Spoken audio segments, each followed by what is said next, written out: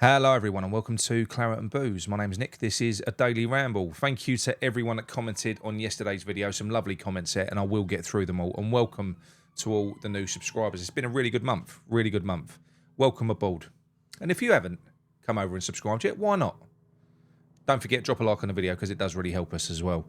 Really sad story to start the video today, but I am going to move on past this. I mean, it does make everything else pale into insignificance, but we've got to make a video.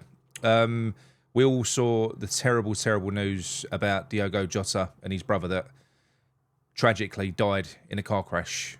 It was reported in Spanish media, and it's absolutely awful. I mean, this could have been Mikel Antonio a few months ago, couldn't it? And it really does put things in perspective.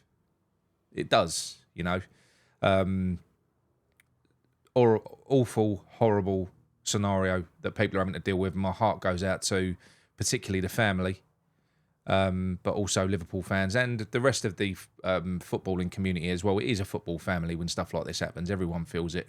So yeah, my heart goes out to Diogo Jota and his family, his nearest and dearest. Right, you've all seen the thumbnail, so I'm going to go on to talk about that in a minute. But before I do, I've had a few comments about people sort of, you know, asking me to take the transfer window seriously.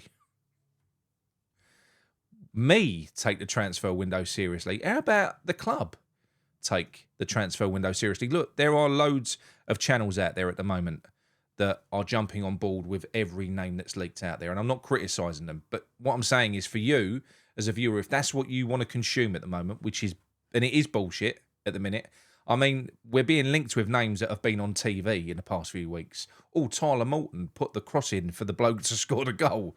Let's say we're interested in him. Cresswell, I've seen the fans talking about. This is how Sullivan's mind works. We know that the club have struggled to sell tickets. They're still trying to find new people to buy tickets to fill those stands up. God knows what that number is going to be. I'm not getting on board with it this year. I made a commitment at the start of this window that I want to try and get this balled out. If we sign someone, I'll welcome them and I'll have a look at them, but I don't believe any of it. I don't believe that we're skint. I don't believe that anything that they're talking about. One thing that I do believe is on X's latest update where he talks about the latest player that we're linked with, a defender from Spain. I'm not even going to tell you his name because I can't remember it. But right at the bottom, it says West Ham are working hard to narrow down their targets and they should be making moves in the next few weeks. It's the 3rd of July. We're narrowing down targets now and we'll be making moves in the next few weeks. Really? Come on. Honestly, look, I'm sure we'll make transfers, but I think, as they've said at the start of the window, players are going to have to go out first before we bring anyone in. I think that's obviously what's going to happen. It's boring. I don't believe it. And for that reason, it would be irresponsible of me to come on air and start hyping up about players that I don't even think that we're going to sign. I'm not going to do it. I'm not working for them. That's what they would like me to do, or us to do, or media to do. That's why they leak these stories out. They want channels like us to build hype and get everyone to latch onto stuff. And I know that there are fans out there that need that and crave it, and they don't want water poured all over rumours. They don't care if it's true or not. They just want something positive to talk about, even if it ain't true. Well, like I said, I made a commitment to try and get in these people out.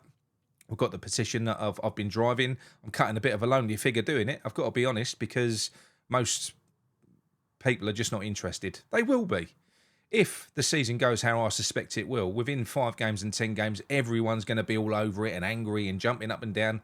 It's probably going to be too late then. If Potter gets his own way and gets to cull the players that he wants to cull, to bring in players that he wants to play his system, then what? You sack Potter, who's built a 5 at the back system, and you bring in a manager that wants wingers again. I don't know. It's going to be too late at that stage, isn't it? So, and like I said, it isn't a Potter out petition anyway. I just don't buy into the way that we're doing things. It's very old-fashioned. Even Sunderland have appointed a director of football now that's doing good business. He's actually getting business done. But West Ham, it's the 3rd of July, and we're narrowing down our targets. And any player that looks good on the screen be expected to be linked by West Ham or to West Ham the following day in the media. Now, that's just how I feel. Like I said to you, it would be irresponsible of me to come on air and lie to you. That's not how I feel. I feel like it's all nonsense at the moment. It's crap. So there are plenty of channels out there that will give you that angle if that's what you want. Lots of them. I think I'm one of the only channels at the moment. I'm just sticking to my guns with it. I am. And if I have to drive this petition on my own, bsout.co.uk, which it looks like I'm probably going to have to, I will.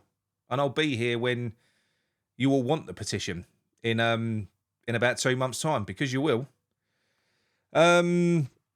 Yeah, nothing screams relegation like this kit that they've just released, is it? It's the most basic, boring kit I've ever seen. Forget the horrible sponsor, Boyle. Forget that. I mean, what is that? Bearing in mind, West Ham have to sign off on these kits. I'm not a big kit person. I don't really care. But when they're shit and ugly and horrible, and you can see that hardly any thought has gone into it, that's just a problem. It just feels like, it just screams relegation. It does. And it's almost like the board have just gone, oh yeah, fuck it, that'd do. That'd do. That's the last of our worries. Just put that out. That's fine. It's like some silky kimono material, isn't it? There's just hardly any detail on it. It looks poorly fitted as well on the players that I've seen modelling it. It's quite baggy, which would be good for me, but not for play. Do you know what I mean? It just doesn't look great. It looks rubbish.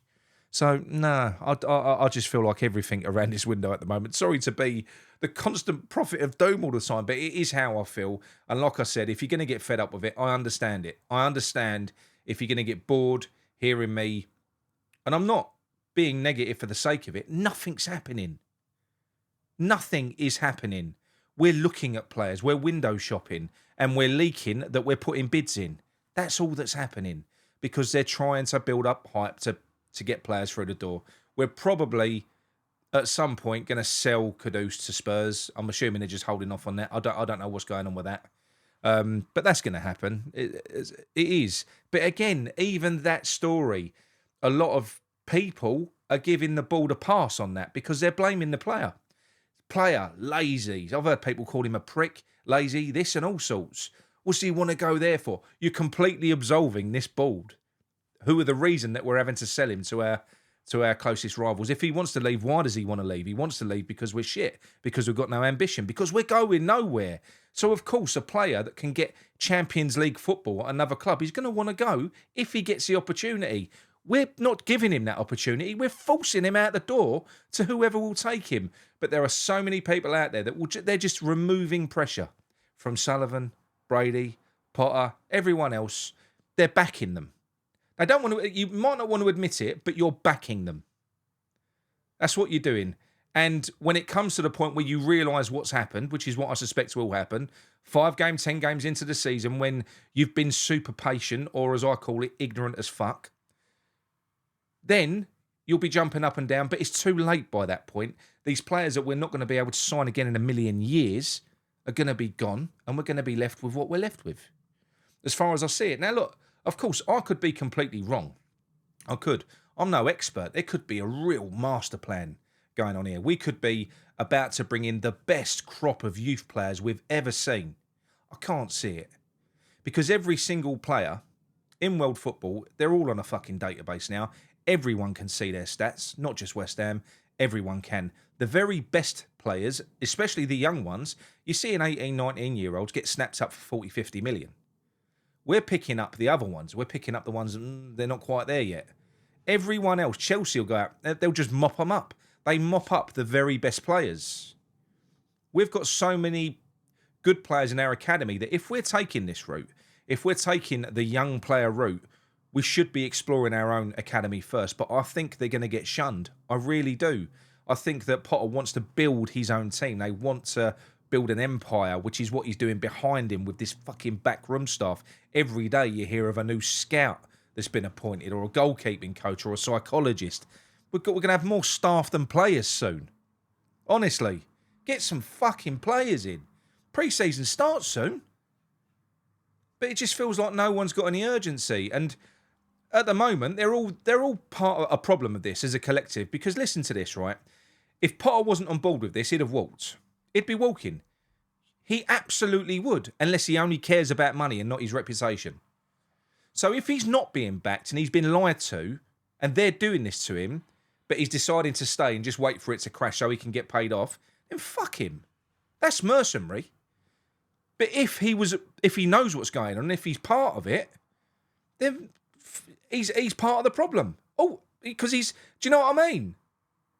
So let's see what happens. Hopefully, we'll see a revolving door of transfers in the next few weeks. But, James Ward-Prowse, who's modelled the kit, he's still going to be here. He's going to be in central midfield. No legs. We're probably going to lose Paqueta because the minute he either gets cleared, he'll be gone. Absolutely. So, look, I am feeling quite down about this. I'm going to do a more chipper show tomorrow, I'm doing a more chipper show tomorrow, a more fun show. But it won't be fun talking about bollocks about the great work that West Ham are doing, because we ain't. We're going to be talking about some other bits and pieces. Right, my dog's telling me to shut because he's bored with me as well. But look, that is it for me from now. Condolences to the family of Diogo Jota. Absolutely tragic story. I'm sorry I'm not willing to gaslight you about transfers and be all excited about fucking players I've never heard of. Most of these people that are talking about these players, I ain't even seen them kick a ball, and they're going to be the next best thing. I don't know who they are. I don't care. Well, if they come in, I'll have a look. The kit's shit. All right? I'll speak to you all soon. Come on, you irons.